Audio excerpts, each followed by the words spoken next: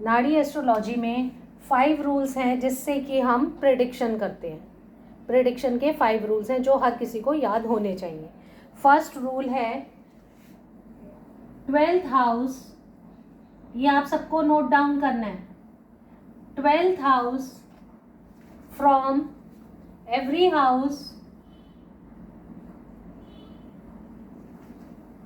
हर house से जो 12वां घर है।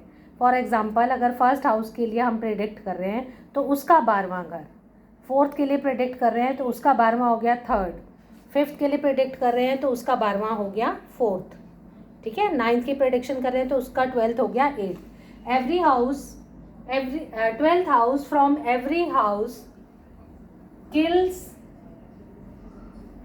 the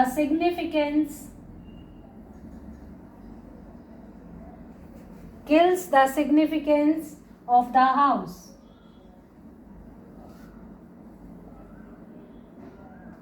अपने से पिछले घर के सिग्निफिकेंस को, पिछला हाउस अपने जिस हाउस की हम प्रेडिक्शन कर रहे हैं उसका 12वां घर उस हाउस के सिग्निफिकेंस को खत्म कर देता है। सेकेंड रूल है second house to every house, अपने हाउस से अगला घर, अपने भाव से अगला भाव increases significance of the house।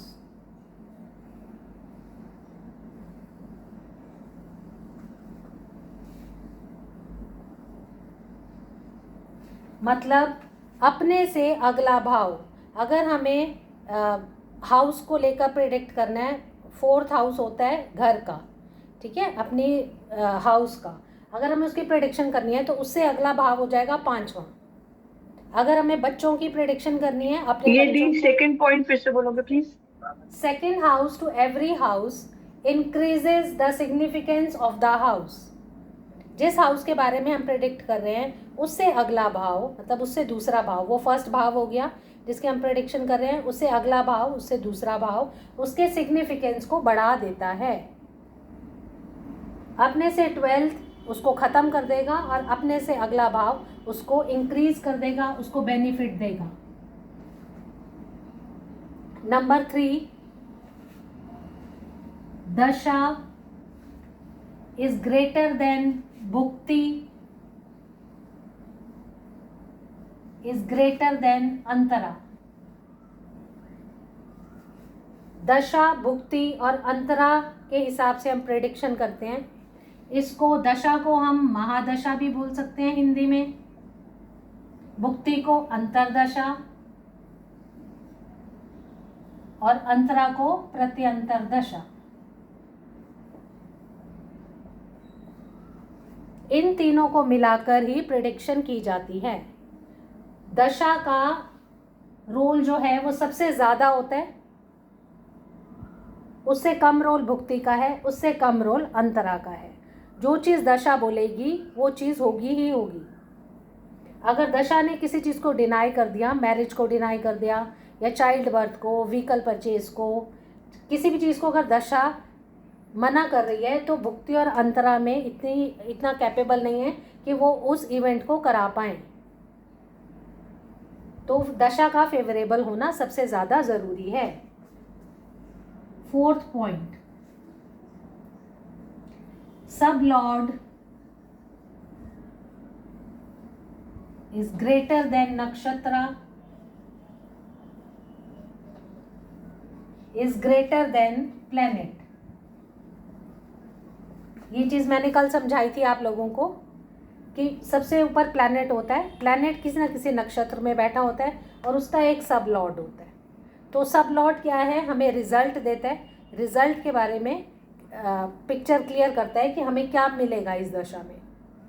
और नक्षत्र ये बताता है कि जिस प्लैनेट की दशा, भुक्ति या अंतरा चल रही है वो हमें क्या क्या देगा। Clear? Number 5, combination of houses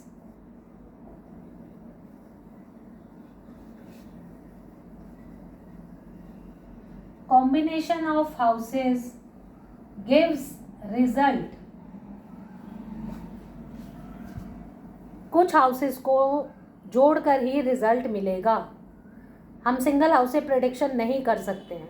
अगर हमें मैरिज को प्रेडिक्ट करना है तो हम सिर्फ 7 नंबर से प्रेडिक्शन नहीं दे सकते. उसके लिए हमें और हाउसेस भी चाहिए. 3 हाउसेस मिलकर, 3 हाउसेस, 2 हाउसेस, 4 हाउसेस मिलकर ही किसी इवेंट को प्रेडिक्ट करते हैं. So we can say like this, more than 2 houses give prediction. हाँ, बिल्कुल बिल्कुल. ठीक है. तो these are the 5 key rules of नाड़ी एस्ट्रोलॉजी. एक बार मैं रिपीट कर देती हूँ. First is 12th house from every house kills the significance of the house. Number 2, second house to every house increases the significance of the house. Number 3, dasha is greater than bhukti, bhukti is greater than antara. Number 4, sublord is greater than nakshatra and nakshatra is greater than planet. Number 5, combination of houses gives result.